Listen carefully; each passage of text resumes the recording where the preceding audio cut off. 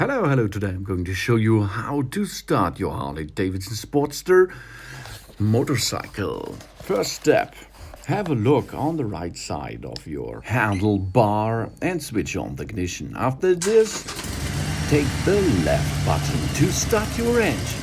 Now, the engine is running in neutral drive. Nice. But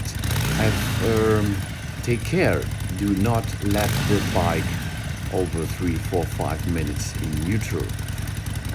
Give a little bit of gas for a couple of seconds. Then press the ignition off and your machine is shutting down.